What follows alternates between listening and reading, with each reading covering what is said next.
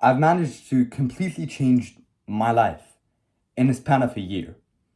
And looking backwards and looking at how I was back then, a year ago, almost exactly a year ago, I could see huge changes in every aspect of my life. So, how did I start on this journey and what pushed me to keep on going? Now, there's one single factor that changed everything and made me change my life. So, a year ago, I had no purpose, I had no motivation. Don't get me wrong, I wasn't depressed or anything, but I didn't know what I wanted to do with my life.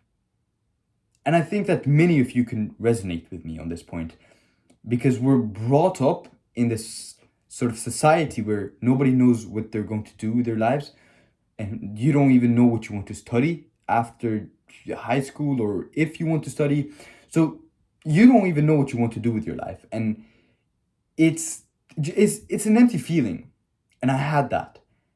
And I remember it was the worst thing ever because it would always bother me. I'd see these people who knew what they wanted to do, and I'd sit there and I'd contemplate on whether to study economics or I don't know what. So that really weighed on me. And I decided that I wanted to change my life. I wanted to find out what my purpose was. And that would be my first step into changing my life. So I tried to do it. I sat down, I got a piece of paper and started writing things down. What I'm good at, what I like, what I don't like. And you know, I couldn't get anywhere with that paper. I just sort of wrote some useless things on a piece of paper, ripped it up, and never saw it again. So that didn't really change anything for me. So as time went on, I started going on these walks, and I still do. I started going on 37-minute walks every night around my neighborhood. And then while going on these walks, I'd sort of meditate on the question of what I wanted to do with my life and what my purpose was. And I say meditate, but I don't really mean I don't really mean just meditating in the exact sense of the word. Like I didn't sit there and focus on what I wanted to do with my life.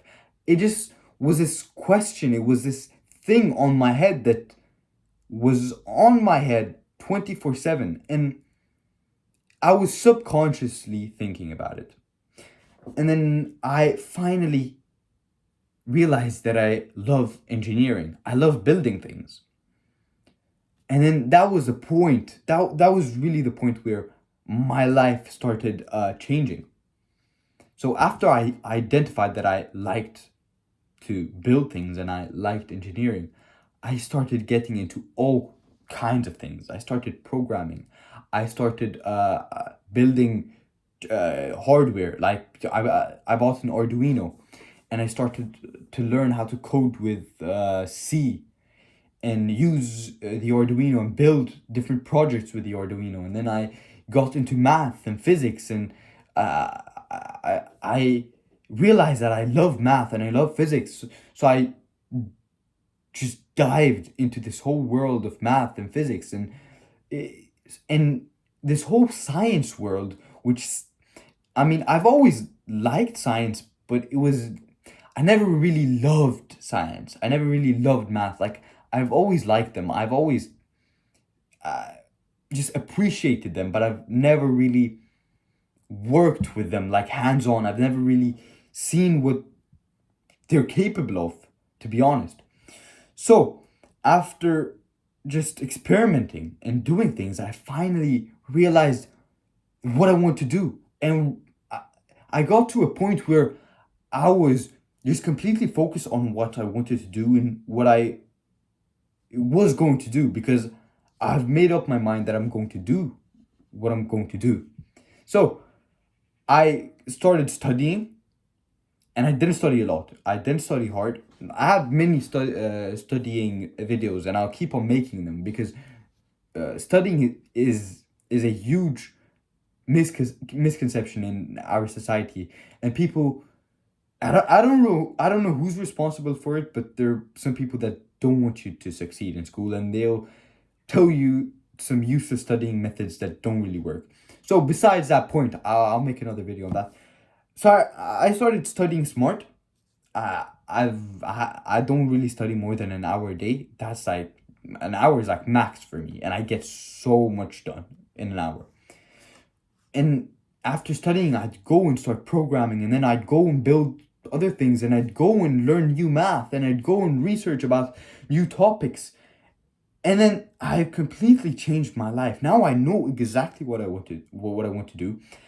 I have time to work out now. Even though I'm doing so many things, I still find time to work out just because my brain is, I mean, I don't have that thing weighing on my brain anymore. I don't have that pressure on me to find my purpose because I believe that I've already found my purpose, and I'm so lucky to just have found it at such a young age, and I feel so lucky for it.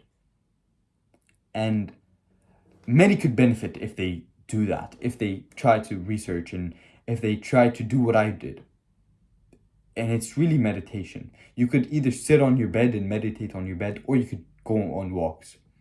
And I personally prefer going on walks because, especially at night, there's nobody outside, and it's like when it's cold, especially in the winter, it just feels so good. I don't know why my brain just functions better when it's cold outside. So I wear, warm clothes, and I'd go out there and I'd walk every day from 8 till 8:37 p.m. every single day.